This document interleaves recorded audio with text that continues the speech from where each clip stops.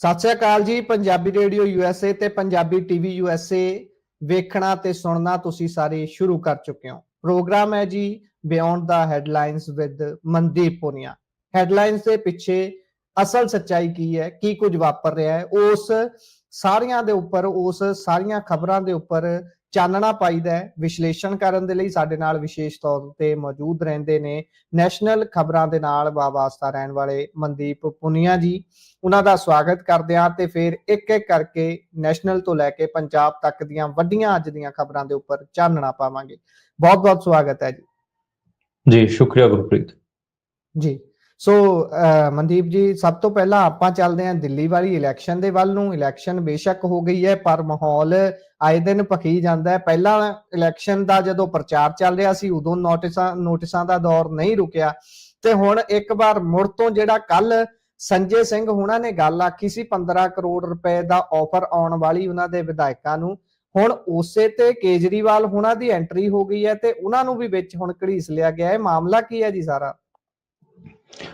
ਦੇਖੋ ਗੁਰਪ੍ਰੀਤ, ਮਾਮਲਾ ਇਹ ਹੈ ਕਿ ਕੱਲ ਜਿਵੇਂ ਆਪਾਂ ਬੁਲੇਟਿਨ 'ਚ ਵੀ ਦੱਸਿਆ ਸੀਗਾ ਕਿ ਸੰਜੇ ਸਿੰਘ ਹੋਣਾ ਨੇ ਆਰੋਪ ਲਾਏ ਸੀਗੇ ਕਿ ਆਮ ਆਦਮੀ ਪਾਰਟੀ ਦੇ ਵਿਧਾਇਕਾਂ ਨੂੰ ਬੀਜੇਪੀ ਦੇ ਜਿਹੜੇ ਨੇੜੇ ਦੇ ਬੰਦੇ ਨੇ ਉਹ ਫੋਨ ਕਰ ਰਹੇ ਨੇ ਤੇ ਕਹਿ ਰਹੇ ਨੇ ਕਿ 15 ਕਰੋੜ ਰੁਪਏ ਚੱਕੋ ਤੇ ਆ ਜਾਓ ਸਾਡੇ ਵੱਲ। ਤੇ ਇਹਦੇ ਤੇ ਹੀ ਪੂਰੀ ਖਬਰ ਬਣੀ ਸੀ। ਕੱਲ ਆਪਾਂ ਵੀ ਡਿਸਕਸ ਕੀਤਾ, ਬਾਕੀ ਮੀਡੀਆ ਦੇ ਵਿੱਚ ਵੀ ਇਹ ਡਿਸਕਸ਼ਨ 'ਚ ਸੀਗਾ ਕਿ ਹੁਣ ਤੋਂ ਹੀ ਬੀਜੇਪੀ ਨੇ ਆਪਣੀ ਸਰਕਾਰ ਬਣਾਉਣ ਵਾਸਤੇ ਐਫਰਟ ਸ਼ੁਰੂ ਕਰ ਦਿੱਤੇ ਨੇ। ਇਹ ਬੀਜੇਪੀ ਦੇ ਕਿਤੇ ਨਾ ਕਿਤੇ ਉਲਟ ਭੁਗਤਿਆ ਤੇ ਅੱਜ ਬੀਜੇਪੀ ਦੀ ਜਿਹੜੀ ਸਟੇਟ ਯੂਨਿਟ ਹੈ ਉਹਨਾਂ ਦਾ, ਜਿਵੇਂ ਉਹਨਾਂ ਦਾ ਸੂਬਾ ਪ੍ਰਧਾਨ ਹੋ ਗਿਆ ਸਕਸੇਨਾ, ਤੇ ਉਹਨਾਂ ਨੇ ਅੱਜ ਜਿਹੜਾ LG ਹੈ, ਦਿੱਲੀ ਦਾ LG ਹੈ VK ਸਕਸੇਨਾ, ਉਹਨੂੰ ਪੱਤਰ ਲਿਖਿਆ ਸੀਗਾ ਤੇ ਪੱਤਰ 'ਚ ਉਹਨਾਂ ਨੇ ਕਿਹਾ ਕਿ ਤੁਸੀਂ ਇਹਨਾਂ ਦੇ ਘਰੇ ACB ਭੇਜੋ। ਤੇ ਜਿਹੜਾ ਦਿੱਲੀ ਦਾ ਗਵਰਨਰ ਹੈ ਉਹਨੇ ਬੀਜੇਪੀ ਦੇ ਆਗੂਆਂ ਦੇ ਕਹਿਣ ਤੇ ਕੇਜਰੀਵਾਲ ਹੋਰਾਂ ਤੇ ਸੰਜੇ ਸਿੰਘ ਹੋਰਾਂ ਤੇ ਮੁਕੇਸ਼ ਸਲਾਵਤ ਦੇ ਘਰੇ ਜਿਹੜੀ ਹੈਗੀ ਆ ACB ਉਹ ਭੇਜ ਵੀ ਦਿੱਤੀ ਤੇ ACB ਨੇ ਉੱਥੇ ਜਾ ਕੇ ਆਪਣਾ ਨੋਟਿਸ ਫੜਾਤਾ ਐਂਟੀ ਕਰਪਸ਼ਨ ਬਿਊਰੋ, ਤੇ ਉਹਨਾਂ ਨੂੰ ਜਵਾਬ ਦੇਣ ਲਈ ਕਿਹਾ ਹੈ, ਸਬੂਤ ਸਬਮਿਟ ਕਰਨ ਲਈ ਕਿਹਾ ਹੈ। ਜਿਹੜਾ ਮੁਕੇਸ਼ ਸਲਾਵਤ ਉਹਨੇ ਤਾਂ ਇੱਕ ਸਕਰੀਨਸ਼ਾਟ ਪਾਇਆ ਵੀ ਹੈ ਜਿਹਦੇ 'ਚ ਇੱਕ ਨੰਬਰ ਜਿਹਾ ਉਹਦੇ 'ਚ ਉਹਨਾਂ ਨੇ ਸਕਰੀਨਸ਼ਾਟ ਪਾ ਕੇ ਲਿਖਿਆ ਕਿ ਇਸ ਨੰਬਰ ਤੋਂ ਮੈਨੂੰ ਕਾਲ ਆਈ ਸੀ ਤੇ ਮੈਨੂੰ 15 ਕਰੋੜ ਰੁਪਏ ਦੇਣ ਦੀ ਗੱਲ ਹੋਈ ਸੀ। ਤੇ ਇਹ ਪੂਰਾ ਘਟਨਾਕ੍ਰਮ ਹੈ। ਕੱਲ 8 ਤਰੀਕ ਹੈ, ਅੱਜ ਕਿਆਮਤ ਦੀ ਰਾਤ ਹੈ। ਕੱਲ ਰਿਜ਼ਲਟ ਆਉਣਾ ਹੈ ਦਿੱਲੀ ਦਾ ਤੇ ਕੱਲ 11 ਵਜੇ ਤੱਕ 12 ਵਜੇ ਤੱਕ ਪਿਕਚਰ ਕਲੀਅਰ ਹੋ ਜਾਊਗੀ ਕਿ ਦਿੱਲੀ ਦਾ ਕਿੰਗ ਕੌਣ ਬਣੂਗਾ, ਕੇਜਰੀਵਾਲ ਜਾਂ ਫਿਰ ਬੀਜੇਪੀ ਵਾਲੇ। ਜਿਵੇਂ ਆਪਾਂ ਬਾਰ-ਬਾਰ ਗੱਲ ਕਰ ਹੀ ਰਹੇ ਹਾਂ ਕਿ ਜਿਹੜੇ ਐਗਜ਼ਿਟ ਪੋਲ ਨੇ ਉਹਨਾਂ ਚੋਂ 11 ਚੋਂ 9 ਜਿਹੜੇ ਐਗਜ਼ਿਟ ਪੋਲ ਨੇ ਉਹ ਉੱਥੇ ਕਿਤੇ ਨਾ ਕਿਤੇ ਬੀਜੇਪੀ ਦੀ ਸਰਕਾਰ ਬਣਾ ਰਹੇ ਨੇ। ਸਾਰਾ ਮੀਡੀਆ ਬੀਜੇਪੀ ਦੀ ਬੱਲੇ ਬੱਲੇ ਕਰ ਰਿਹਾ ਹੈ, ਪਰ ਮੈਨੂੰ ਡਾਊਟ ਹੈ, ਜਿਵੇਂ ਮੈਂ ਵੀ ਆਪਣਾ ਇੱਕ ਆંકੜਾ ਦੱਸਿਆ ਸੀਗਾ 42 ਤੋਂ 47 ਦਾ, 42 ਤੋਂ 47 ਸੀਟਾਂ ਆਮ ਆਦਮੀ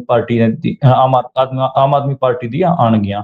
ਬਾਕੀ ਕੱਲ ਕਲੀਅਰ ਹੋ ਜਾਊਗਾ। ਅਸੀਂ ਵੀ ਕੋਸ਼ਿਸ਼ ਕਰਾਂਗੇ ਜਦੋਂ ਇਲੈਕਸ਼ਨ ਦੇ ਰਿਜ਼ਲਟ ਆ ਰਹੇ ਹੋਣ ਉਦੋਂ ਜੁੜ ਸਕੀਏ ਤੇ Punjabi radio USA, Punjabi TV USA ਤੇ ਵੀ ਲਗਾਤਾਰ ਆਪਾਂ ਜਿਹੜੇ ਦਿੱਲੀ ਵਿਧਾਨ ਸਭਾ ਦੇ ਰਿਜ਼ਲਟ ਨੇ ਉਹਨਾਂ ਬਾਰੇ ਆਪਾਂ ਲਗਾਤਾਰ ਗੱਲਬਾਤ ਕੱਲ ਵੀ ਕਰਦੇ ਰਹਾਂਗੇ। ਉਹ ਇਸ ਕਰਕੇ ਕਿਉਂਕਿ ਪੰਜਾਬ 'ਚ ਜਿਹੜੀ ਪਾਰਟੀ ਦਾ ਰਾਜ ਹੈ ਆਮ ਆਦਮੀ ਪਾਰਟੀ, ਉਹਦੀ ਜਿਹੜੀ ਹੋਂਦ ਹੈ ਉਹ ਦਿੱਲੀ ਤੋਂ ਹੈ ਤੇ ਇਸ ਵਾਰ ਉਹਦੀ ਹੋਂਦ ਤੇ ਹੀ ਸੰਕਟ ਬਣਿਆ ਹੋਇਆ ਹੈ। ਇਸ ਕਰਕੇ ਆਪਾਂ ਲਗਾਤਾਰ ਦਿੱਲੀ ਵਿਧਾਨ ਸਭਾ ਚੋਣਾਂ ਬਾਰੇ ਇੰਨੀ ਡਿਸਕਸ਼ਨਾਂ ਕਰ ਰਹੇ ਨੇ ਤੇ ਜੇ ਇਸ ਵਾਰ ਆਮ ਆਦਮੀ ਪਾਰਟੀ ਦਿੱਲੀ ਵਿੱਚ ਹਾਰਦੀ ਹੈਗੀ ਆ ਫਿਰ ਉਹਦੀ ਹੋਂਦ ਤੇ ਹੀ ਸੰਕਟ ਆ ਜਾਊਗਾ। ਮੈਨੂੰ ਲੱਗਦਾ ਕਿ ਫਿਰ ਪਾਰਟੀ ਜਮਾ ਖੁਰਨਾ ਸ਼ੁਰੂ ਹੋ ਜਾਊਗੀ ਤੇ ਫਿਰ ਪਾਰਟੀ ਦੇ ਪੱਲੇ ਰਹਿਣਾ ਕੁਛ ਨਹੀਂ।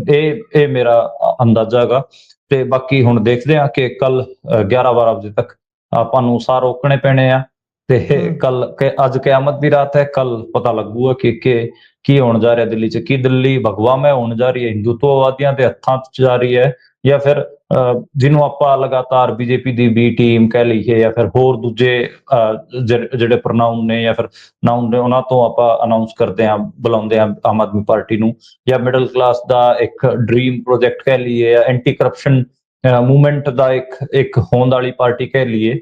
ਉਹਦਾ ਕੱਲ ਲਿਟਮਸ ਟੈਸਟ ਹੈ। ਜੇ ਉਹ ਕੱਲ ਫੇਲ ਹੁੰਦੀ ਹੈ ਤਾਂ ਫਿਰ ਉਹਦਾ ਟੁੱਟਣਾ ਤੇ ਉਹਦਾ ਖੁਰਨਾ ਲਾਜ਼ਮੀ ਹੈ ਜੀ। ਸੋ ਵੇਖਾਂਗੇ ਬਣਦਾ ਕੀ ਹੈ। ਜਿੱਦਾਂ ਤੁਸੀਂ ਜ਼ਿਕਰ 2 ਵਾਰੀ ਕੀਤਾ ਕਿ ਕਿਆਮਤ ਦੀ ਰਾਤ ਹੈ ਤੇ ਅੱਜ ਬਹੁਤੇ ਲੀਡਰ ਜਿਹੜੇ ਨੇ ਉਹ ਸੌਣਗੇ ਨਹੀਂ, ਉਹਨਾਂ ਨੂੰ ਨੀਂਦ ਨਹੀਂ ਆਉਣੀ। ਉਹਨਾਂ ਨੇ ਉਡੀਕੀ ਜਾਣਾ ਕਿ ਭਾਈ ਸਵੇਰ ਦਾ ਵਕਤ ਕਦੋਂ ਹੁੰਦਾ ਹੈ ਤੇ ਕਦੋਂ ਉਹਨਾਂ ਦੀ ਕਿਸਮਤ ਦੇ ਡੱਬੇ ਖੁੱਲਦੇ ਨੇ ਤੇ ਕਿੱਧਰ ਨੂੰ ਡੱਬਿਆਂ ਦੀ ਸਾਰੀ ਸੂਚੀ ਜਾਂਦੀ ਹੈ ਤੇ ਕੌਣ ਜਿੱਤਦਾ ਹੈ। ਤਾਂ ਸਵੇਰ ਨੂੰ ਆਪਾਂ, ਮੈਨੂੰ ਲੱਗਦਾ ਕੱਲ ਸ਼ਾਮ ਵਾਲੇ ਬੁਲੇਟਿਨ 'ਚ ਆਪਾਂ ਸਾਰਾ ਕੁਝ ਤਫਸੀਲ ਨਾਲ ਖੋਲ ਕੇ ਰੱਖ ਦੇਵਾਂਗੇ। ਥੋੜੇ ਸਮੇਂ ਦੀ ਹੋਰ ਉਡੀਕ ਹੈ, ਕਾਊਂਟਡਾਊਨ ਸ਼ੁਰੂ ਹੋ ਗਿਆ। ਪਰ ਚੱਲਦੇ ਹਾਂ ਆਪਾਂ ਅੱਗੇ।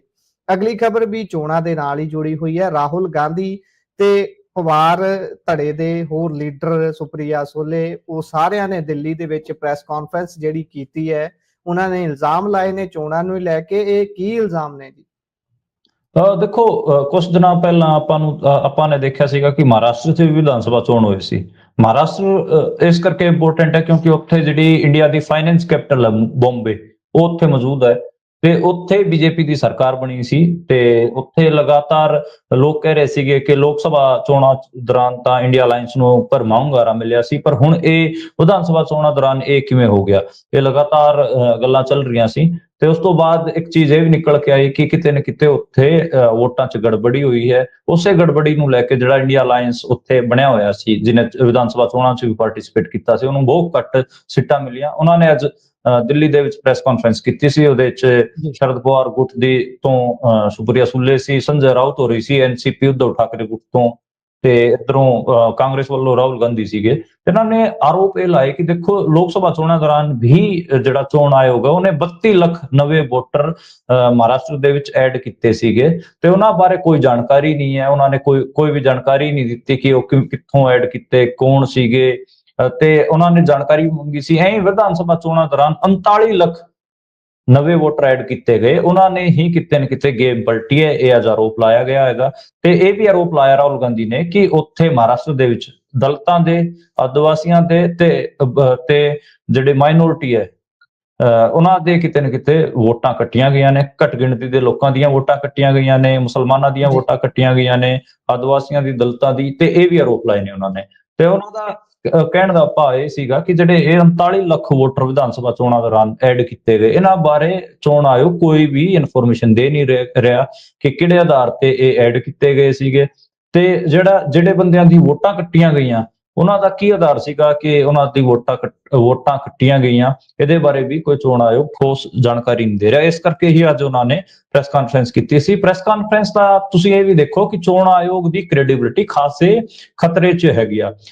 ਮਿਲਕੀਪੁਰ ਦਾ ਬਾਈ ਇਲੈਕਸ਼ਨ ਹੋਇਆ, ਅਯੋਧਿਆ ਦੀ ਸੀਟ, ਜਿਹੜਾ ਕੱਲ ਵੀ ਮੈਂ ਦੱਸਿਆ ਸੀਗਾ, ਉੱਥੇ ਵੀ ਅਖਿਲੇਸ਼ ਯਾਦਵ ਹੋਰ ਹੀ ਲਗਾਤਾਰ ਚੋਣ ਆਯੋਗ ਤੇ ਹਮਲਾ ਬੋਲ ਰਹੇ ਨੇ।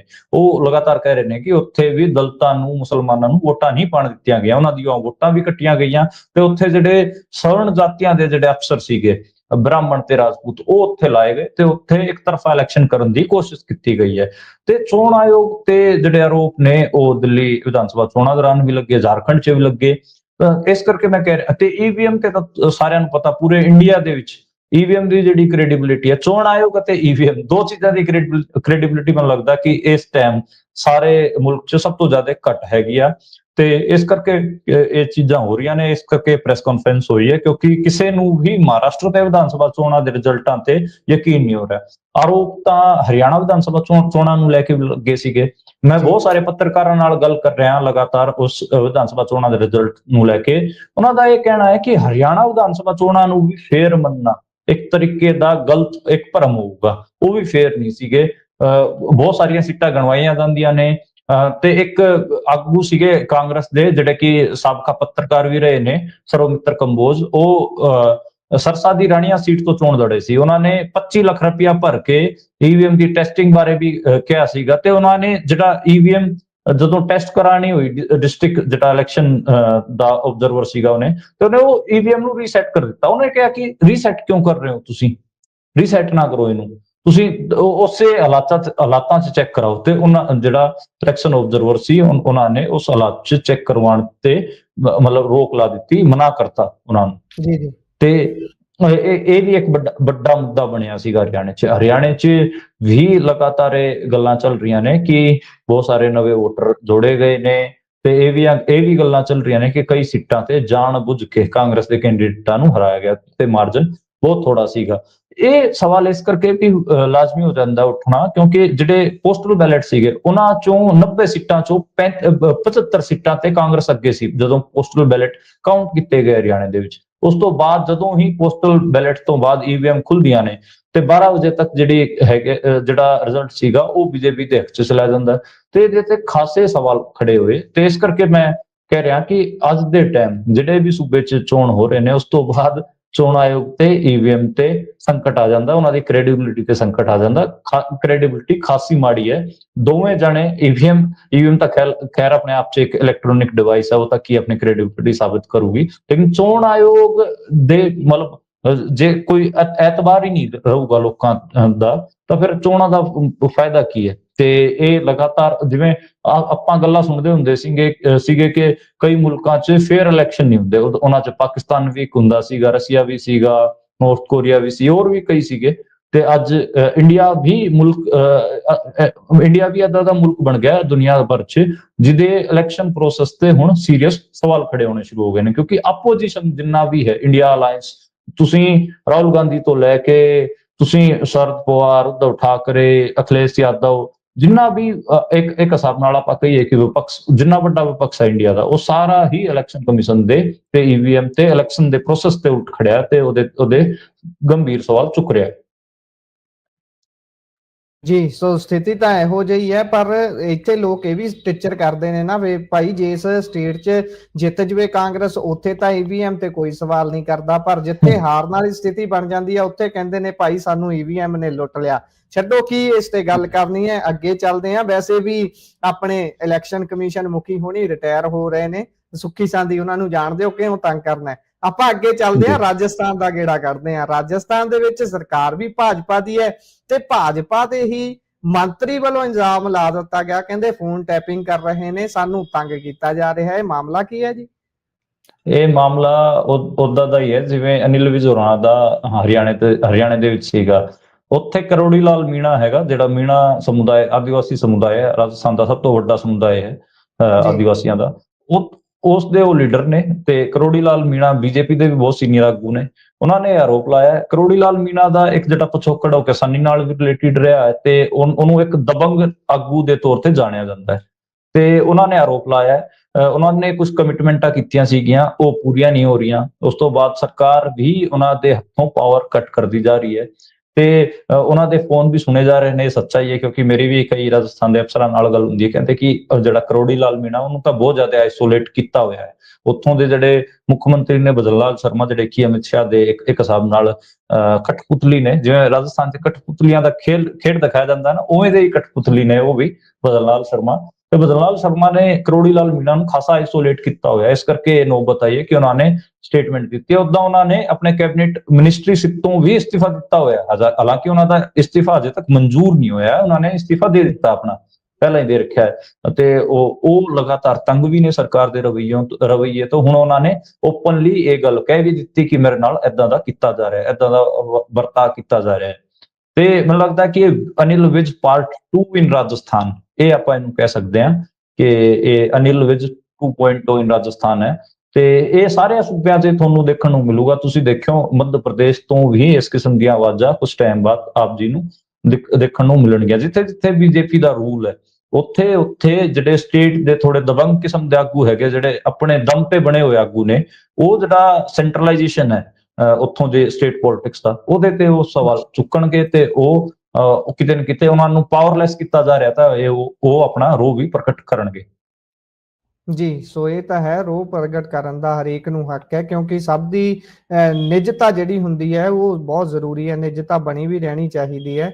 ਸੋ ਅਗਲੀ ਖਬਰ ਦੇ ਵੱਲ ਆਪਾਂ ਰੁਖ ਕਰਦੇ ਹਾਂ, ਅਮਰੀਕਾ ਚੱਲਦੇ ਹਾਂ ਜੀ। ਅਮਰੀਕਾ ਦੇ ਵਿੱਚ ਡੋਨਾਲਡ ਟਰੰਪ ਹੋਣੀ ਇੱਕ ਹੋਰ ਐਗਜ਼ੀਕਿਊਟਿਵ ਆਰਡਰ ਤੇ ਹਸਤਾਖਰ ਕੀਤੇ ਨੇ ਤੇ ਇਹ ਹੈ ਜੀ ਟਰਾਂਸਜੈਂਡਰ ਨੇ ਜਿਹੜੇ, ਉਹਨਾਂ ਨੂੰ ਮਹਿਲਾਵਾਂ ਦੀਆਂ ਖੇਡਾਂ ਦੇ ਵਿੱਚ ਹੁਣ ਮੁਕਾਬਲਾ ਨਹੀਂ ਮਿਲੂਗਾ, ਉਹ ਮੁਕਾਬਲਾ ਨਹੀਂ ਕਰ ਸਕਣਗੇ। ਜਿੱਦਾਂ ਆਪਾਂ ਓਲੰਪਿਕ ਦੇ ਵਿੱਚ ਵੀ ਦੇਖਿਆ ਸੀ, ਖਾਸਾ ਚਰਚਾ ਹੋਈ ਸੀ ਇੱਕ ਟਰਾਂਸਜੈਂਡਰ ਨੇ ਜਦੋਂ ਇੱਕ ਮੁੱਕੇਬਾਜ਼ ਨੂੰ ਬਹੁਤ ਬੁਰੇ ਤਰੀਕੇ ਨਾਲ ਹਰਾਇਆ ਸੀ ਤੇ ਬੇਸ਼ੱਕ ਉਹ ਕਹਿੰਦੀ ਰਹੀ ਕਿ ਮੈਂ ਮੁਕਾਬਲਾ ਨਹੀਂ ਲੜਨਾ। ਤੇ ਇਸ ਤੇ ਜਰਾ ਚਾਨਣਾ ਪਾਓ। ਦੇਖੋ, ਇਹ ਤਾਂ ਖਾਸੀ ਵੱਡੀ ਡਿਬੇਟ ਚੱਲ ਰਹੀ ਹੈ, ਪੂਰੇ ਦੁਨੀਆ ਭਰ 'ਚ ਹੀ ਚੱਲ ਰਹੀ ਹੈ ਕਿ ਜਿਹੜੇ ਟਰਾਂਸਜੈਂਡਰ ਐਥਲੀਟ ਨੇ ਉਹਨਾਂ ਨੂੰ ਵੂਮਨ ਕੈਟੇਗਰੀ ਜਾਂ ਮੇਲ ਕੈਟੇਗਰੀ 'ਚ ਕੰਪੀਟ ਕਰਨ ਦਿੱਤਾ ਜਾਵੇ, ਕਿਉਂਕਿ ਜਿਸ ਹਿਸਾਬ ਨਾਲ ਉਹ ਹੁਣ ਜਿਹੜਾ ਬਾਈ ਬਰਥ ਤਾਂ ਉਹ ਮੇਲ ਹੀ ਹੁੰਦੇ ਨੇ, ਬਾਅਦ ਚ ਜਿਹੜਾ ਹਾਰਮੋਨਲ ਪੂਰਾ ਸਰਜਰੀ ਹੁੰਦੀ ਹੈ ਉਹ ਆਪਣੇ ਬੇਸਿਕਲੀ ਇਹ ਸਾਰਾ ਮਾਮਲਾ ਕੀ ਹੁੰਦਾ ਹੈ ਕਿ ਜਿਹੜੇ ਵੀ ਬੰਦੇ ਆਪਣੇ ਆਪ ਨੂੰ ਬਾਈ ਬਰਥ ਮੇਲ ਹੁੰਦੇ ਨੇ, ਉਹ ਆਪਣੇ ਆਪ ਨੂੰ ਫੀਮੇਲ ਫੀਲ ਕਰਦੇ ਨੇ, ਉਹ ਆਪਣੀ ਬੋਡੀ ਚ ਜਿਹੜੇ ਐਸਟ੍ਰੋਜਨ ਹੁੰਦੇ ਨੇ ਉਹਨਾਂ ਦੀ ਕੁਆਂਟੀਟੀ ਵਧਾ ਲੈਂਦੇ ਨੇ। ਐਸਟ੍ਰੋਜਨ ਫੀਮੇਲ ਹਾਰਮੋਨ ਹੈ, ਤੇ ਐਸਟ੍ਰੋਜਨ ਵਧਾ ਲੈਂਦੇ ਨੇ ਤੇ ਉਹਦਾ 2-3 ਸਾਲ ਵਾਸਤੇ ਉਹ ਲੈਂਦੇ ਨੇ, ਤੇ ਉਹਨਾਂ ਦਾ ਜਿਹੜਾ ਮਸਲ ਮਾਸ ਹੈ ਉਹ ਥੋੜਾ ਘੱਟ ਹੋ ਜਾਂਦਾ ਹੈ, ਬੋਨ ਡੈਂਸਿਟੀ ਥੋੜੀ ਘੱਟ ਹੋ ਜਾਂਦੀ ਹੈ, ਥੋੜਾ ਉਹਨਾਂ ਦਾ ਸਰੀਰ ਹੈ ਉਹ ਔਰਤਾਂ ਵਰਗਾ ਲੱਗਣ ਲੱਗ ਜਾਂਦਾ ਹੈ। ਉਸ ਤੋਂ ਬਾਅਦ ਇਹ ਸਾਰਾ ਪ੍ਰਕਿਰਿਆ ਹੁੰਦੀ ਹੈ। ਪਰ ਜਿਹੜੀ ਫਿਜ਼ੀਕਲ ਸਟਰੈਂਥ ਹੈ ਉਹਦੇ ਵੀ ਕਈ ਕਿਸਮ ਦੇ ਮਾਇਨੇ ਨੇ। ਦੇਖੋ, ਇਹ 2 ਕਿਸਮ ਦੀਆਂ ਧਾਰਾਵਾਂ ਨੇ ਪੂਰੀ ਦੁਨੀਆ 'ਚ। ਇੱਕ ਧਾਰਾ ਇਹ ਕਹਿੰਦੀ ਹੈ ਕਿ ਟਰਾਂਸਜੈਂਡਰਾਂ ਨੂੰ ਵੀ ਜੇ ਉਹ ਕਨਵਰਟ ਹੋ ਗਏ ਫੀਮੇਲ ਤੇ ਉਹਨਾਂ ਨੂੰ ਫੀਮੇਲ ਮੰਨਿਆ ਜਾਵੇ। ਉਹਨਾਂ 'ਚ ਜਿਹੜੇ ਲਿਬਰਲ ਨੇ ਉਹ ਇੱਕ ਵੱਡਾ ਤਬਕਾ ਹੈਗਾ, ਤੇ ਦੂਜੀ ਧਾਰਾ ਜਿਹੜੀ ਕਿ ਰਾਈਟ ਵਿੰਗਰਾਂ ਦੀ ਹੈਗੀ ਆ, ਉਹ ਸਾਫ਼ ਕਹਿੰਦੇ ਨੇ ਕਿ ਦੁਨੀਆ ਦੇ ਵਿੱਚ 2 ਹੀ ਜੈਂਡਰ ਨੇ, ਇੱਕ ਮੇਲ ਇੱਕ ਫੀਮੇਲ। ਇਸ ਤੋਂ ਇਲਾਵਾ ਜਿੰਨੇ ਵੀ ਜੈਂਡਰ ਹੈ ਉਹ ਉਹਨਾਂ ਨੂੰ ਖਾਰਿਜ ਕਰਦੇ ਨੇ। ਟਰੰਪ ਹੋਣੀ ਉਸੇ ਕਿਤੇ ਨਾ ਕਿਤੇ ਉਸੇ ਚੀਜ਼ ਤੋਂ ਹੁੰਦੇ ਨੇ, ਉਸੇ ਪੋਲੀਟੀਕਲ ਥੋਟ ਤੋਂ ਹੁੰਦੇ ਨੇ, ਜਿਹੜੇ ਇਹ ਮੰਨਦੇ ਨੇ ਕਿ ਦੁਨੀਆ ਦੇ ਵਿੱਚ 2 ਹੀ ਜੈਂਡਰ ਨੇ, ਮੇਲ ਜਾਂ ਫੀਮੇਲ। ਇਸ ਕਰਕੇ ਉਹਨਾਂ ਨੇ ਇਹ ਫੈਸਲਾ ਸਾਈਨ ਕੀਤਾ ਹੈ। ਤੇ ਮਤਲਬ ਮੈਨੂੰ ਲੱਗਦਾ ਕਿ ਲੀਡਰਾਂ ਨੂੰ ਉਹਨਾਂ ਦੀ ਪੋਲੀਟੀਕਲ ਪੋਜੀਸ਼ਨਾਂ ਤੋਂ ਵੀ ਦੇਖਣਾ ਚਾਹੀਦਾ। ਉਹਨਾਂ ਦੀ ਅਗਲਿਆਂ ਦੀ ਓਪਨ ਪੋਜੀਸ਼ਨ ਹੈ ਇਸ ਚੀਜ਼ ਤੇ ਕਿ ਦੁਨੀਆ ਦੇ ਵਿੱਚ 2 ਹੀ ਜੈਂਡਰ ਨੇ, ਉਹ ਤੀਜੇ ਜੈਂਡਰ ਨੂੰ ਸਵੀਕਾਰ ਹੀ ਨਹੀਂ ਕਰਦੇ। ਇਸ ਕਰਕੇ ਹੀ ਉਹਨਾਂ ਨੇ ਇਹ ਗੱਲ ਕਹੀ ਹੈ। ਉਹਨਾਂ ਨੇ ਇੱਥੋਂ ਤੱਕ ਜਾ ਕੇ ਕਿਹਾ ਕਿ ਜਿਹੜੀ ਓਲੰਪਿਕ ਕਮੇਟੀ ਹੈ ਉਹਨੂੰ ਵੀ ਸਦਬੁੱਧੀ ਮਿਲੇ ਤੇ ਉਹ ਵੀ ਜਿਹੜੇ ਟਰਾਂਸਜੈਂਡਰ ਐਥਲੀਟ ਹੈ ਉਹਨਾਂ ਤੇ ਬੈਨ ਲਾਊਗਾ, ਤੇ ਉਹ ਉੱਥੋਂ ਤੱਕ ਗਏ ਨੇ ਕਹਿਣ ਤੇ। ਤੁਸੀਂ ਜਿਹੜੀ 2 ਡਿਬੇਟਾਂ ਨੇ, ਇੱਕ ਤਾਂ ਮਤਲਬ ਜੇ ਇਸ ਪੂਰੇ ਇੰਟਰਨੈਸ਼ਨਲ ਪੋਲੀਟੀਕਲ ਥੋਟ ਨੂੰ ਸਮਝਣਾ ਹੋਇਆ ਇਹਨਾਂ ਚੀਜ਼ਾਂ ਤੇ ਇੱਕ ਪੋਲੀਟੀਕਲ ਡਿਬੇਟ ਹੈ ਕੇਵਿਨ ਪੀਟਰਸਨ ਉਹਨਾਂ ਦੀ ਜੀਜੈਕ ਨਾਲ, ਤੇ ਉਹਦੇ ਚ ਵੀ ਪੈਟਰਸਨ ਨੂੰ ਬੇਸਿਕਲੀ ਰਾਈਟ ਵਿੰਗ ਆਈਡੀਓਲੋਗ ਮੰਨਿਆ ਜਾਂਦਾ ਹੈ। ਉੱਥੇ ਵੀ ਉਹਨਾਂ ਨੇ ਕਿਹਾ ਸੀਗਾ ਕਿ ਤੁਸੀਂ ਕੀ ਇਹ ਮੂਰਖਤਾ ਕੀਤੀ ਹੋਈ ਹੈ ਕਿ ਤੁਸੀਂ ਬੱਚਿਆਂ ਨੂੰ ਕਹਿ ਰਹੇ ਹੋ ਕਿ ਤੁਸੀਂ ਜੈਂਡਰਲੈਸ ਹੋ, ਤੁਸੀਂ ਆਪਣਾ ਜੈਂਡਰ ਆਪ ਡਿਸਾਈਡ ਕਰੋਗੇ। ਇਹ ਕਿਸ ਕਿਸਮ ਦਾ ਲਿਬਰਲਿਜ਼ਮ? ਉਹਨਾਂ ਨੇ ਜਿਹੜੇ ਸੀਰੀਅਸ ਸਵਾਲ ਸੀਗੇ ਉਹ ਚੁੱਕੇ ਸੀਗੇ, ਤੇ ਜੀਜੈਕ ਉਹਨਾਂ ਦੀ ਥੋੜੀ ਅੱਡ ਕਿਸਮ ਦੀ ਪੋਜੀਸ਼ਨ ਹੈ। ਤੇ ਇਹ 2 ਧਾਰਾਵਾਂ ਨੇ, ਉਹਨਾਂ 2 ਧਾਰਾਵਾਂ ਚੋਂ ਟਰੰਪ ਹੋਣੇ ਰਾਈਟ ਵਿੰਗਰ ਨੇ ਤੇ ਉਹਨਾਂ ਦੀ ਕਲੀਅਰ ਪੋਜੀਸ਼ਨ ਹੈ, ਉਹ ਆਪਣੀ ਪੋਜੀਸ਼ਨ ਦੇ ਅਕੋਰਡਿੰਗ ਹੀ ਉਹ ਐਕਟ ਕਰ ਰਹੇ ਨੇ। ਜੀ, ਸੋ ਇਹ ਤਾਂ ਹੈ। ਸੋ ਬਹੁਤ ਧੜੱਲੇ ਦੇ ਨਾਲ ਉਹਨਾਂ ਦੇ ਵੱਲੋਂ ਜਿਸ ਤਰੀਕੇ ਥਾੜ ਕਰਕੇ ਐਗਜ਼ੀਕਿਊਟਿਵ ਆਰਡਰ ਵੱਖ-ਵੱਖ ਸਾਈਨ ਕੀਤੇ ਜਾ ਰਹੇ ਨੇ, ਹਰ ਵਾਰੀ ਦਿਲ ਧੜਕਦਾ ਜ਼ੋਰ ਨਾਲ, ਕਿਸੇ ਨਾ ਕਿਸੇ ਦਾ ਵੀ ਪਤਾ ਨਹੀਂ ਲੱਗਦਾ ਵੀ ਅਗਲੇ ਜਿਹੜੇ ਸਾਈਨ ਹੋਣੇ ਨੇ ਉਹ ਉਸ ਘੇਰੇ 'ਚ ਕਿਹਨੇ ਆ ਜਾਣਾ। ਅੱਗੇ ਫਿਰ ਅਗਲੀ ਖਬਰ ਡੋਨਾਲਡ ਟਰੰਪ ਹੋਣਾ ਨਾਲ ਹੀ ਜੁੜੀ ਹੋਈ ਹੈ, ਤੇ ਇੰਟਰਨੈਸ਼ਨਲ ਕ੍ਰਿਮੀਨਲ ਕੋਰਟ ਨੂੰ ਲੈ ਕੇ ਉਹਨਾਂ ਨੇ ਕੁਝ ਪਾਬੰਦੀਆਂ ਲਾਈਆਂ ਨੇ। ਕੀ ਨੇ ਜੀ ਇਹ ਪਾਬੰਦੀਆਂ? ਦੇਖੋ, ICC ਹੈਗਾ ਇੰਟਰਨੈਸ਼ਨਲ ਕ੍ਰਿਮੀਨਲ ਕੋਰਟ, ਉਹਨਾਂ ਨੇ ਜਿੰਨੇ ਵੀ ਮੁਲਕ ਆਪਸ ਚ ਲੜ ਰਹੇ ਨੇ ਉਹਨਾਂ ਚੀਜ਼ਾਂ ਤੇ, ਵਾਰ ਕ੍ਰਾਈਮਸ ਤੇ ਖਾਸ ਕਰ, ਤੇ ਹੋਰ ਇਦਾਂ ਦੇ ਕ੍ਰਾਈਮ ਜਿਹੜੇ ਕਿ ਉੱਥੋਂ ਦਾ ਜਿਹੜਾ ਸੋਵਰਨ ਸਟੇਟ ਹੁੰਦਾ ਹੈ, ਨੇਸ਼ਨ ਸਟੇਟ ਹੁੰਦਾ ਹੈ, ਜੇ ਉਹ ਉਹਨਾਂ ਨਾਲ ਡੀਲ ਨਹੀਂ ਕਰ ਪਾਉਂਦਾ ਉਹਨਾਂ ਤੇ, ਜੇ ਉਹ ਖੁਦ ਹੀ ਨੇਸ਼ਨ ਸਟੇਟ ਖੁਦ ਹੀ ਕ੍ਰਿਮੀਨਲ ਬਣ ਜਾਂਦਾ ਹੈ, ਉਸ ਤੋਂ ਬਾਅਦ ਇੰਟਰਨੈਸ਼ਨਲ ਕ੍ਰਿਮੀਨਲ ਕੋਰਟ ਕਿਤੇ ਨਾ ਕਿਤੇ ਉਹਦਾ ਕੋਗਨੀਜੇਸ਼ਨ ਲੈਂਦਾ ਹੈ, ਉਹਦਾ ਸੰਗਿਆਨ ਲੈਂਦਾ ਤੇ ਉਹਦੇ ਤੇ ਕਾਰਵਾਈ ਕਰਦਾ ਹੈਗਾ। ਜਿਹੜਾ ਗਜ਼ਾ ਦੇ ਵਿੱਚ ਇਜ਼ਰਾਈਲ ਦੀ ਭੂਮਿਕਾ ਸੀਗੀ, ਉਸ ਤੋਂ ਤੇ ਅਮਰੀਕਾ ਦੀ ਜਿਹੜੀ ਭੂਮਿਕਾ ਰਹੀ, ਉਸ ਤੋਂ ਬਾਅਦ ਹੀ ਇੰਟਰਨੈਸ਼ਨਲ ਕ੍ਰਿਮੀਨਲ ਕੋਰਟ ਨੇ, ਆਪਾਂ ਨੂੰ ਪਤਾ ਹੈ ਕਿ ਨਵੰਬਰ 2024 ਚ ਪਿਛਲੇ ਸਾਲ ਜਿਹੜੇ ਇਜ਼ਰਾਈਲ ਦੇ ਪ੍ਰਧਾਨ ਮੰਤਰੀ ਨੇ ਬੈਂਜਾਮਿਨ ਨੇਤਨਯਾਹੂ, ਉਹਨਾਂ ਦੇ ਅਰੈਸਟ ਵਾਰੰਟ ਕੱਢੇ ਸੀ। ਇੰਟਰਨੈਸ਼ਨਲ ਕ੍ਰਿਮੀਨਲ ਕੋਰਟ ਨੇ ਹਮਾਸ ਦੇ ਚੀਫ ਦੇ ਵੀ ਅਰੈਸਟ ਵਾਰੰਟ ਕੱਢੇ ਸੀ। ਬੈਂਜਾਮਿਨ ਨੇਤਨਯਾਹੂ ਨੂੰ ਵਾਰ ਇੱਕ ਹਿਸਾਬ ਨਾਲ ਉਹ ਜੰਗ ਜਾਰੀ ਰੱਖਣ ਦੇ ਉਹਨਾਂ ਤੇ ਆਰੋਪ ਲੱਗੇ ਸੀਗੇ, ਤੇ ਉਹਨਾਂ ਤੇ ਆਰੋਪ ਲੱਗੇ ਸੀਗੇ ਕਿ ਉਹਨਾਂ ਨੇ ਜਿਹੜੇ ਇੱਕ ਹਿਸਾਬ ਨਾਲ ਜਿਨ੍ਹਾਂ ਦਾ ਕੋਈ ਦੋਸ਼ ਨਹੀਂ ਹੈ, ਨਿਰਦੋਸ਼ ਹੈਗੇ ਆ, ਉਹਨਾਂ ਦਾ ਕਤਲ ਕੀਤਾ ਹੈ। ਤੇ ਅਮਰੀਕਾ ਤੇ ਵੀ ਖਾਸੇ ਸੀਰੀਅਸ ਆਰੋਪ ਲੱਗੇ ਸੀਗੇ। ਤੇ ਉਸ ਤੋਂ ਬਾਅਦ ਹੀ ਕਿਤੇ ਨਾ ਕਿਤੇ ਟਰੰਪ ਉਹਨਾਂ ਦੀ ਇਹ ਪੋਜੀਸ਼ਨ ਰਹੀ ਹੈ ਕਿ ਇੱਕ ਚੀਜ਼ ਸੀ ਉਹਦਾ ਅਸੀਂ ਨਵੇੜਾ ਕਰਾਤਾ, ਹੁਣ ਇਹਦੇ ਤੇ ਕੋਈ ਕੁਝ ਹੋਵੇ ਨਾ। ਤੇ ਇਸ ਕਰਕੇ ਹੀ ਤੇ ਆਪਾਂ ਨੂੰ ਇਹ ਵੀ ਪਤਾ ਹੋਣਾ ਚਾਹੀਦਾ ਕਿ ਬੈਂਜਾਮਿਨ ਨੇਤਨਯਾਹੂ ਪਿਛਲੇ ਦਿਨੀ ਹੀ ਅਮਰੀਕਾ ਜਾ ਕੇ ਆਏ ਨੇ, ਉਹਨਾਂ ਦੀ ਮੁਲਾਕਾਤ ਹੋਈ ਹੈ। ਮੈਨੂੰ ਲੱਗਦਾ ਕਿ ਉਹਨਾਂ ਨੇ ਆਪਣੀ ਜਿਹੜੀ ਇੰਟਰਨੈਸ਼ਨਲ ਕ੍ਰਿਮੀਨਲ ਕੋਰਟ ਦੇ ਵਿੱਚ ਉਹਨਾਂ ਦੀ ਅਰੈਸਟ ਦਾ ਜਿਹੜਾ ਵਾਰੰਟ ਸੀਗਾ ਉਹ ਤੋਂ ਖਾਸੇ ਪਰੇਸ਼ਾਨ ਸੀ, ਤੇ ਉਹਨਾਂ ਨੇ ਆਪਣੀ ਮੁਲਾਕਾਤ ਦੌਰਾਨ ਇਹ ਕਿਹਾ ਹੋਣਾ ਕਿ ਟਰੰਪ ਸਾਹਿਬ ਇਹਦਾ ਦੇਖੋ ਕੀ ਕਰੀਏ, ਇਹ ਤਾਂ ਮੇਰਾ ਜਲੂਸ ਕੱਢੀ ਜਾਂਦੇ ਨੇ ਇੰਟਰਨੈਸ਼ਨਲ ਲੈਵਲ ਤੇ। ਫਿਰ ਟਰੰਪ ਸਾਹਿਬ ਉਹਨਾਂ ਨੇ ਕਹਿਦਾ ਹੋਊਗਾ ਕਿ ਠੀਕ ਆ, ਅਸੀਂ ਇੱਕ ਐਗਜ਼ੀਕਿਊਟਿਵ ਤੇ ਸਾਈਨ ਕਰ ਦਿੰਦੇ ਆ ਕਿ ਤੁਹਾਨੂੰ ਕੋਈ ਕੁਝ ਨਹੀਂ ਕਹੂਗਾ, ਇੰਟਰਨੈਸ਼ਨਲ ਕ੍ਰਿਮੀਨਲ ਕੋਰਟ ਨੂੰ ਵੀ ਬੈਨ ਕਰ ਦਿੰਦੇ ਆ ਕਿ ਤੁਹਾਡੇ ਤੇ ਕੋਈ ਇਹ ਜਿਹੜਾ ਗਜ਼ਾ ਤੇ ਹਮਾਸ ਦਾ ਪੂਰਾ ਜਿਹੜਾ ਹਮਾਸ ਤੇ ਅਤੇ ਇਜ਼ਰਾਈਲ ਦਾ ਜਿਹੜਾ ਪੂਰਾ ਚੱਲਿਆ ਹੈ, ਇਹਦੇ ਤੇ ਤੁਹਾਨੂੰ ਕੋਈ ਕੁਝ ਨਹੀਂ ਕਹੂਗਾ। ਇਸ ਹਿਸਾਬ ਦੇ ਆਰਡਰਾਂ ਤੇ ਉਹਨਾਂ ਨੇ ਸਾਈਨ ਕੀਤੇ ਨੇ।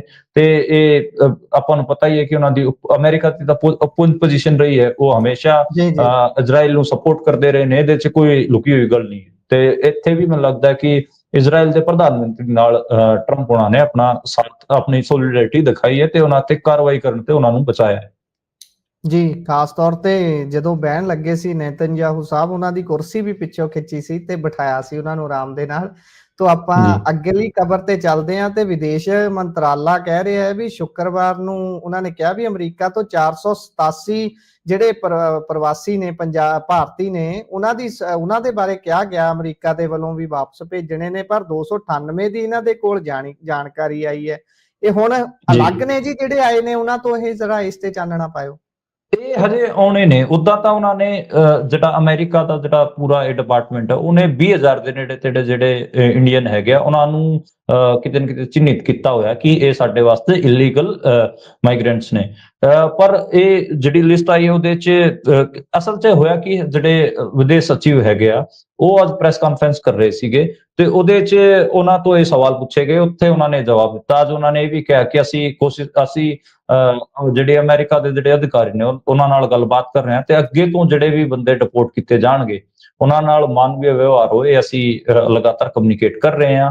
ਤੇ ਫਿਰ ਕਿਹਾ ਗਿਆ ਕਿ ਦੇਖੋ ਜੀ 450 ਦੇ ਨੇੜੇ ਤੇੜੇ ਹੋਰ ਜਵਾਕਾਂ ਨੂੰ ਡਿਪੋਰਟ ਕੀਤਾ ਜਾਣਾ। ਫਿਰ ਉਹਨਾਂ ਨੇ ਕਿਹਾ ਕਿ ਸਾਨੂੰ ਇੰਨੀ ਤਾਂ ਜਾਣਕਾਰੀ ਨਹੀਂ, ਸਾਡੇ ਕੋਲ 298 ਬੰਦਿਆਂ ਦੀ ਜਾਣਕਾਰੀ ਹੈਗੀ ਆ।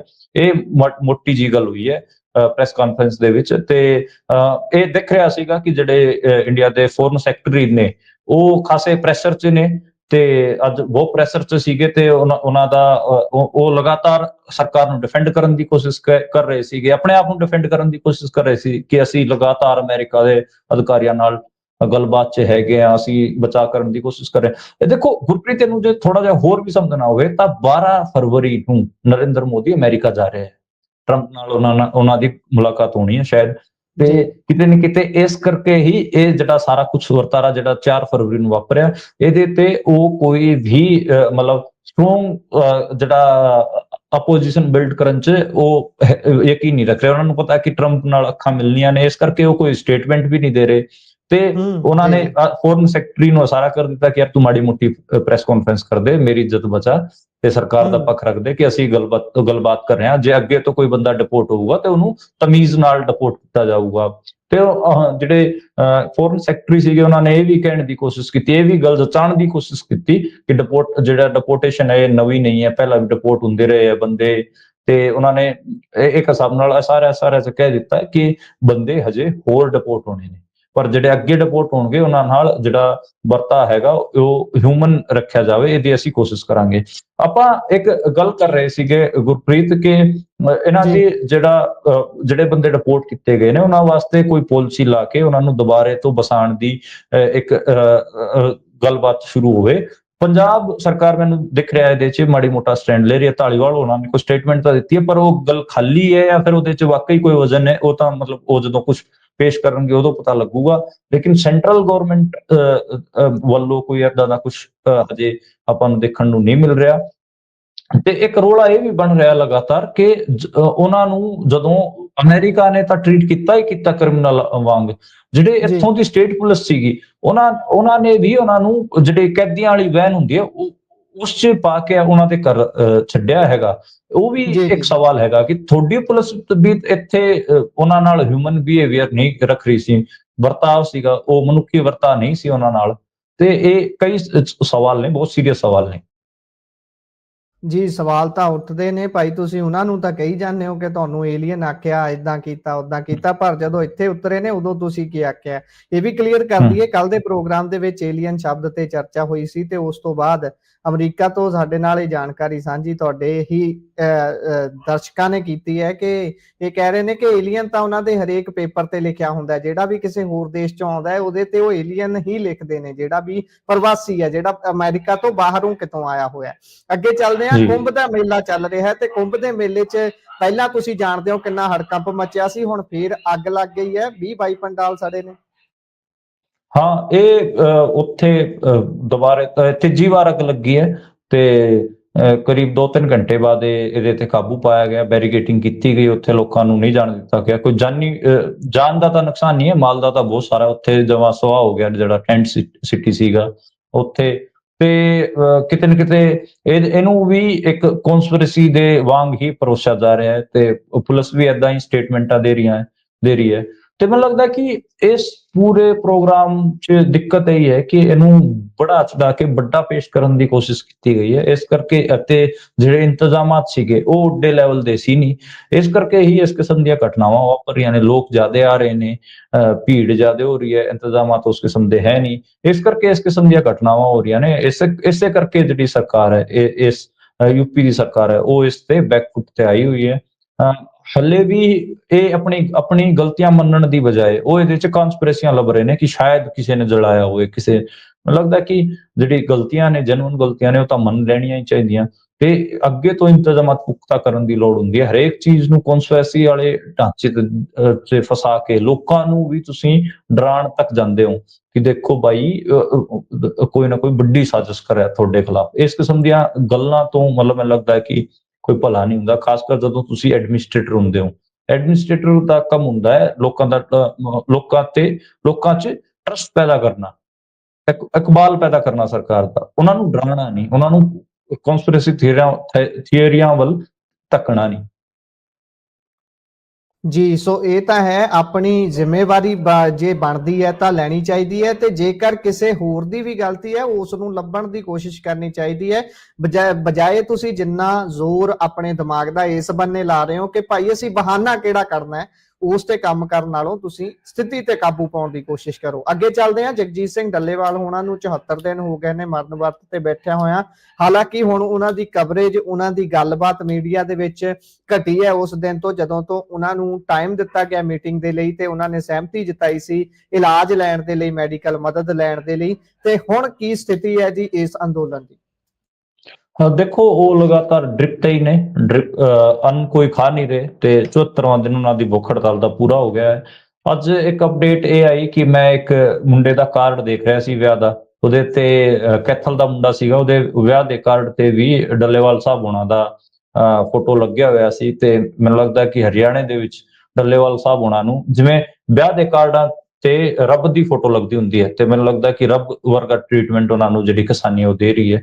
ਤੇ 14 ਫਰਵਰੀ ਨੂੰ ਗੱਲਬਾਤ ਹੋਣੀ ਹੈ, 13 ਫਰਵਰੀ ਨੂੰ ਮੋਰਚੇ ਦਾ 1 ਸਾਲ ਹੋਣ ਜਾ ਰਿਹਾ ਹੈ। ਆਪਾਂ ਜਿਹੜਾ ਜਦੋਂ 1 ਸਾਲ ਹੋਊਗਾ 13 ਫਰਵਰੀ ਨੂੰ, ਉਸ ਦਿਨ ਇੱਕ ਸਪੈਸ਼ਲ ਪ੍ਰੋਗਰਾਮ ਵੀ ਕਰਾਂਗੇ। ਮੈਂ ਵੀ ਕੋਸ਼ਿਸ਼ ਕਰਾਂਗਾ ਕਿ ਮੈਂ ਸ਼ੰਭੂ ਬਾਰਡਰ ਤੇ ਮੌਜੂਦ ਰਵਾਂ ਉਸ ਦਿਨ, ਤੇ ਉਸ ਦਿਨ ਦੀਆਂ ਸਾਰੀਆਂ ਘਟਨਾਵਾਂ ਤੁਹਾਡੇ ਤੱਕ ਪਹੁੰਚਾਵਾਂ ਤੇ ਉੱਥੋਂ ਗਰਾਊਂਡ ਰਿਪੋਰਟ ਵੀ ਕਰਾਂ, ਕਿਉਂਕਿ 1 ਸਾਲ ਦਾ ਜਿਹੜਾ ਪੂਰਾ ਲੇਖਾ ਜੋਖਾ ਹੈਗਾ ਉਹ ਵੀ ਆਪਣੇ ਦਰਸ਼ਕ ਲਗਾਤਾਰ, ਕਿਉਂਕਿ ਆਪਾਂ ਆਪਣੇ ਬੁਲੇਟਿਨਾਂ 'ਚ ਬੋਲਦੇ ਰਹੇ, ਆਪਾਂ ਉਹਨਾਂ ਦੀ ਰਿਪੋਰਟਿੰਗ ਕਰਦੇ ਰਹੇ ਹਾਂ, ਤਾਂ 1 ਸਾਲ ਦਾ ਪੂਰਾ ਲੇਖਾ ਜੋਖਾ ਪੇਸ਼ ਕਰਨ ਦੀ ਕੋਸ਼ਿਸ਼ ਕਰਾਂਗੇ। ਇਸ ਤੋਂ ਇਲਾਵਾ 14 ਫਰਵਰੀ ਨੂੰ ਜਿਹੜੀ ਮੀਟਿੰਗ ਹੋਣੀ ਹੈ ਉਹਦੇ ਬਾਰੇ ਵੀ ਖਾਸੀ ਚਰਚਾ ਗੀ ਅਤੇ ਜਿਹੜੀ ਰਣਨੀਤੀ ਹੈ ਉਹ ਵੀ ਬਣਾਈ ਜਾਣੀ ਸ਼ੁਰੂ ਹੋ ਚੁੱਕੀ ਹੈ। ਦੋਵੇਂ ਮੋਰਚਿਆਂ ਤੇ, ਸ਼ੰਭੂ ਬਾਰਡਰ ਹੋਵੇ, ਖਨੌਰੀ ਬਾਰਡਰ ਹੋਵੇ, ਕਿਸਾਨ ਆਗੂ ਲਗਾਤਾਰ ਸਿਰ ਜੋੜ ਕੇ ਬਹਿ ਰਹੇ ਨੇ ਤੇ ਕੋਸ਼ਿਸ਼ ਕਰ ਰਹੇ ਨੇ ਕਿ ਜਿਹੜੀ ਰਣਨੀਤੀ ਹੈ ਆਪਣੀ ਕਿਸਾਨਾਂ ਦਾ ਜਿਹੜਾ ਕਿਤੇ ਨਾ ਕਿਤੇ ਪੂਰਾ ਡਾਇਲੋਗ ਹੈ ਉੱਤੇ ਪੂਰਾ ਉਹਨਾਂ ਦਾ ਇੱਕ ਹਿਸਾਬ ਨਾਲ ਕਹੀਏ ਕਿ ਉਹਨਾਂ ਦੀ ਜਿਹੜੀ ਗੱਲਬਾਤ ਦੀ ਸ਼ੈਲੀ ਰਹੂਗੀ ਉਹ ਕਿਸ ਕਿਸਮ ਦੀ ਰਹੂਗੀ, ਉਹ ਕੀ ਪੁਆਇੰਟ ਰੱਖਣਗੇ, ਕਿਹਨਾਂ ਪੁਆਇੰਟਾਂ ਤੇ ਉਹਨਾਂ ਨੂੰ ਪਿੱਛੇ ਹਟਣਾ ਹੈ, ਫਿਰ ਅੱਗੇ ਵਧਣਾ ਹੈ, ਇਹ ਸਾਰੀਆਂ ਚੀਜ਼ਾਂ ਨੇ। ਇਸ ਚੀਜ਼ ਤੇ ਡਿਸਕਸ਼ਨਾਂ ਲਗਾਤਾਰ ਚੱਲ ਰਹੀਆਂ ਨੇ, ਲਗਾਤਾਰ ਮੀਟਿੰਗਾਂ ਹੋ ਰਹੀਆਂ ਨੇ ਕਿਸਾਨ ਆਗੂਆਂ ਦੀ ਆਪਸ 'ਚ। ਤੇ ਮੈਨੂੰ ਲੱਗਦਾ ਕਿ 14 ਫਰਵਰੀ ਇੱਕ ਥੋੜਾ ਜਿਹਾ ਰੁਖ ਡਿਸਾਈਡ ਕਰੂਗੀ ਕਿ ਸਰਕਾਰ ਕੀ ਅੰਦੋਲਨ ਖਤਮ ਕਰਨ ਵੱਲ ਵਧੂਗੀ ਜਾਂ ਫਿਰ ਕੋਈ ਨਵੇੜਾ ਕਰਨਾ ਚਾਹੁੰਦੀ ਹੈ ਸਰਕਾਰ, ਜਾਂ ਫਿਰ ਕਿਸਾਨਾਂ ਨੂੰ ਏਦਾਂ ਹੀ ਲਮਕਾਉਣਾ ਚਾਹੁੰਦੀ ਹੈ। ਜੇ ਸਰਕਾਰ ਕਿਸਾਨਾਂ ਨੂੰ ਲਮਕਾਵੇਗੀ ਤਾਂ ਮੈਨੂੰ ਲੱਗਦਾ ਕਿ ਅੱਗੇ ਅੰਦੋਲਨ ਤੇਜ਼ ਹੋ ਸਕਦਾ ਹੈਗਾ ਕਿਉਂਕਿ ਹਰਿਆਣੇ ਦੇ ਵਿੱਚ ਜਿਵੇਂ ਪਹਿਲਾਂ ਉਹਨਾਂ ਮੈਨੂੰ ਨਹੀਂ ਦਿਖ ਰਿਹਾ ਸੀਗਾ ਜਿਹੜਾ ਅਸਰ ਅੰਦੋਲਨ ਦਾ, ਹੁਣ ਜ਼ਿਆਦਾ ਦਿਖ ਰਿਹਾ ਕਿਉਂਕਿ ਹੁਣ ਹਰਿਆਣੇ ਦੇ ਪਿੰਡਾਂ ਤੋਂ ਲੋਕ ਪਾਣੀ ਲੈ ਕੇ ਵੀ ਡੱਲੇਵਾਲ ਸਾਹਿਬ ਹੋਣਾ ਕੋਲ ਗਏ ਨੇ। 50 ਪਿੰਡਾਂ ਦੇ ਜੀ ਲੋਕਾਂ ਜੀ ਨੇ ਆਪਣੇ ਆਪਣੇ ਪਿੰਡ ਕਰਕੇ ਪਾਣੀ ਇਕੱਠਾ ਕੀਤਾ ਹੈਗਾ ਤੇ ਉਹ ਖਨੌਰੀ ਬਾਰਡਰ ਤੇ ਗਏ ਨੇ ਤੇ ਉੱਥੇ ਉਹਨਾਂ ਨੂੰ ਪਾਣੀ ਪਿਆਇਆ ਹੈਗਾ। ਜੇ 14 ਫਰਵਰੀ ਤੋਂ ਬਾਅਦ ਜਿਹੜਾ ਸਰਕਾਰ ਨਾਲ ਜਿਹੜੀਆਂ ਬੈਠਕਾਂ ਹੋਣਗੀਆਂ, ਜੇ ਉਹ ਅਸਫਲ ਹੁੰਦੀਆਂ ਨੇ, ਜੇ ਉਹਨਾਂ ਚ ਕੋਈ ਸਿੱਟਾ ਨਹੀਂ ਨਿਕਲਦਾ, ਫਿਰ ਮੈਨੂੰ ਲੱਗਦਾ ਕਿ ਅੰਦੋਲਨ ਦੀ ਰਣਨੀਤੀ ਕੁਝ ਹੋਰ ਹੋਊਗੀ ਤੇ ਅੰਦੋਲਨ ਅੱਗੇ ਵੀ ਵੱਧ ਸਕਦਾ ਹੈਗਾ। ਤੇ ਹਰਿਆਣੇ ਦੀ ਇਸ ਵਾਰ ਮੈਨੂੰ ਲੱਗਦਾ ਕਿ ਪਾਰਟਿਸਿਪੇਸ਼ਨ ਵਧੂਗੀ ਕਿਉਂਕਿ ਹਰਿਆਣੇ ਦੇ ਪਿੰਡਾਂ ਵਿੱਚ ਇਹ ਲਗਾਤਾਰ ਮੈਸੇਜਿੰਗ ਵੀ ਹੈ। ਦੂਜਾ ਇਹ ਵੀ ਸੀਗਾ ਕਿ ਪਹਿਲਾਂ ਲੋਕ ਸਭਾ ਚੋਣ ਆ ਗਏ, ਉਸ ਤੋਂ ਬਾਅਦ ਹਰਿਆਣੇ ਦਾ ਖੁਦ ਦਾ ਇਲੈਕਸ਼ਨ ਸੀਗਾ, ਇਸ ਕਰਕੇ ਜੀ ਜਿਹੜਾ ਜੀ ਹਰਿਆਣੇ ਦਾ ਇੱਕ ਵੱਡਾ ਸੈਕਸ਼ਨ ਸੀਗਾ, ਖਾਸ ਕਰ ਪ੍ਰੈਜ਼ੈਂਟਰੀ ਕਿਸਾਨੀ, ਉਹ ਅੰਦੋਲਨ ਤੋਂ ਟੁੱਟ ਗਏ ਸੀਗੇ ਕਿਉਂਕਿ ਉਹਨਾਂ ਦੇ ਹੋਮ ਸਟੇਟ ਚ ਇਲੈਕਸ਼ਨ ਸੀਗਾ। ਤੇ ਆਪਾਂ ਨੂੰ ਪਤਾ ਜਦੋਂ ਇਲੈਕਸ਼ਨ ਹੁੰਦਾ ਤੇ ਪਿੰਡ ਦੇ ਮੋਹਰੀ ਬੰਦੇ ਹੋ ਗਏ ਜਾਂ ਆਪਾਂ ਕਹੀਏ ਕਿ ਜਿਹੜੇ ਪਿੰਡਾਂ ਚ ਜਿਹੜਾ ਇੱਕ ਸੈਕਸ਼ਨ ਹੁੰਦਾ ਹੈ ਜਿਹੜਾ ਸਾਰੇ ਕਿਸਮ ਦੀਆਂ ਐਕਟੀਵਿਟੀਜ਼ ਚ ਸਰਗਰਮ ਹੁੰਦਾ, ਉਹ ਇਲੈਕਸ਼ਨਾਂ ਚ ਸਰਗਰਮ ਸੀਗਾ। ਫਿਰ ਇਲੈਕਸ਼ਨਾਂ ਚ ਵੀ ਕਿਤੇ ਨਾ ਕਿਤੇ ਜਿਹੜਾ ਹਰਿਆਣੇ ਦਾ ਦਿਹਾਤ ਸੀਗਾ ਉਹਨੂੰ ਹਾਰ ਦਾ ਸਾਹਮਣਾ ਕਰਨਾ ਪਿਆ। ਦਿਹਾਤ ਮੈਂ ਇਸ ਕਰਕੇ ਕਹਿ ਰਿਹਾ ਕਿਉਂਕਿ ਹਰਿਆਣੇ ਦੀ ਜਿਹੜੀ ਅਰਬਨ ਪਾਪੂਲੇਸ਼ਨ ਹੈ ਉਹ ਵੀ ਅੱਜ ਦੇ ਟਾਈਮ 50% ਦੇ ਨੇੜੇ ਹੋ ਚੁੱਕੀ ਹੈ ਤੇ ਜੀ ਜੀ ਹਰਿਆਣਾ ਹੁਣ ਮਿਕਸ ਜਿਹਾ ਸੂਬਾ ਹੋ ਗਿਆ ਹੈਗਾ। ਉਹਦੇ ਹਰਿਆਣੇ ਦੇ ਕੋਲ ਕਈ ਮਹਾਨਗਰ ਨੇ ਅੱਜ ਦੇ ਟਾਈਮ ਜਿਨ੍ਹਾਂ ਦੀ ਬਹੁਤ ਵੱਡੀ ਬਹੁ ਗਿਣਤੀ ਹਰਿਆਣੇ ਦੀ ਹੁਣ ਸ਼ਹਿਰਾਤੀ ਹੋ ਰਹੀ ਹੈ, ਜਮਾਤ ਹੋ ਰਹੀ ਹੈ ਤੇ ਪਿੰਡੂ ਜਿਹੜੇ ਲੋਕ ਨੇ ਉਹ ਖਾਸੇ ਘੱਟ ਹੋ ਰਹੇ ਨੇ। ਤੇ ਇਸ ਕਰਕੇ ਮੈਂ ਕਹਿ ਰਿਹਾ ਕਿ ਇਸ ਇਲੈਕਸ਼ਨਾਂ 'ਚ ਆਪਾਂ ਨੂੰ ਪਿੰਡੂਆਂ ਦੀ ਹਾਰ ਵੀ ਦੇਖਣ ਨੂੰ ਮਿਲੀ ਤੇ ਪਿੰਡੂ ਸ਼ਾਂਤ ਬੈਠੇ ਸੀਗੇ, ਪਰ ਚੁੱਪ ਬੈਠੇ ਸੀਗੇ। ਪਰ ਜਦੋਂ ਦਸੰਬਰ ਮਹੀਨਾ ਚਾਲੂ ਹੁੰਦਾ ਉਸ ਦੌਰਾਨ ਡੱਲੇਵਾਲ ਸਾਹਿਬ ਹੋਣਾ ਦੀ ਭੁੱਖ ਹੜਤਾਲ, ਜਨਵਰੀ ਮਹੀਨੇ 'ਚ ਜਿਹੜਾ ਜੋ ਕੁਝ ਵੀ ਵਾਪਰਿਆ ਆਪਾਂ ਨੂੰ ਦੇਖਣ ਨੂੰ ਮਿਲਿਆ ਕਿ ਸਰਕਾਰ ਨੇ ਉਹਨਾਂ ਨੂੰ ਨੈਗਲੈਕਟ ਕੀਤਾ। ਦਸੰਬਰ ਵੀ ਤੇ ਜਨਵਰੀ 2 ਮਹੀਨੇ ਬਹੁਤ ਵੱਡਾ ਟਾਈਮ ਹੁੰਦਾ ਹੈ।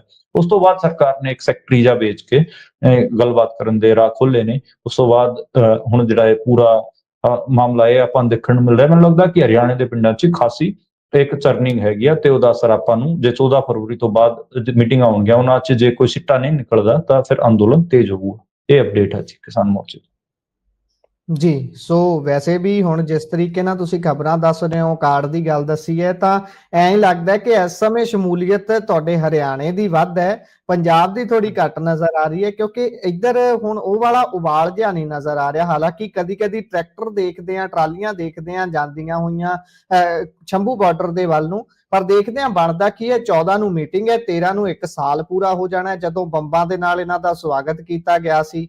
ਉੱਥੇ ਬੜਾ ਕੁਝ ਹੋਇਆ, ਤੁਸੀਂ ਵੀ ਉਸ ਸਮੇਂ ਕਵਰੇਜ ਕਰ ਰਹੇ ਸੀ ਉੱਥੇ, ਉਹ ਵੀ ਆਪਾਂ ਸਾਡੇ ਦਰਸ਼ਕਾਂ ਨੂੰ ਦਿਖਾਈਆਂ ਸੀ।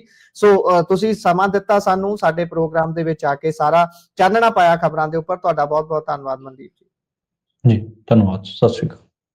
ਸਤਿ ਸ਼੍ਰੀ ਅਕਾਲ। ਸੋ ਇਹ ਸਨ ਸਾਡੇ ਨਾਲ ਮਨਦੀਪ ਪੁਨੀਆ ਜੀ, ਜਿਨ੍ਹਾਂ ਨੇ ਨੈਸ਼ਨਲ ਖਬਰਾਂ ਦੇ ਨਾਲ ਵਾਸਤਾ ਰਹਿੰਦਿਆਂ ਤੁਹਾਡੇ ਲਈ ਵਿਸ਼ਲੇਸ਼ਣ ਕੀਤਾ ਸਾਰੀਆਂ ਖਬਰਾਂ ਦਾ। ਪ੍ਰੋਗਰਾਮ ਤੁਹਾਨੂੰ ਕਿਹੋ ਜਿਹਾ ਲੱਗਿਆ, ਤੁਸੀਂ ਆਪਣੇ ਵਿਚਾਰ, ਰਾਏ, ਟਿੱਪਣੀਆਂ ਸਾਡੇ ਸੋਸ਼ਲ ਮੀਡੀਆ ਪਲੇਟਫਾਰਮਸ ਦੇ ਜ਼ਰੀਏ ਸਾਡੇ ਨਾਲ ਸਾਂਝੇ ਕਰ ਸਕਦੇ ਹੋ। ਜੁੜੇ ਰਹੋ ਪੰਜਾਬੀ ਰੇਡੀਓ USA ਦੇ ਨਾਲ ਕਿਉਂਕਿ ਪ੍ਰੋਗਰਾਮਾਂ ਦੀ ਲਗਾਤਾਰਤਾ ਇਸੇ ਤਰ੍ਹਾਂ ਬਰਕਰਾਰ ਹੈ। ਮੈਨੂੰ ਦਿਓ ਇਜਾਜ਼ਤ। ਧੰਨਵਾਦ।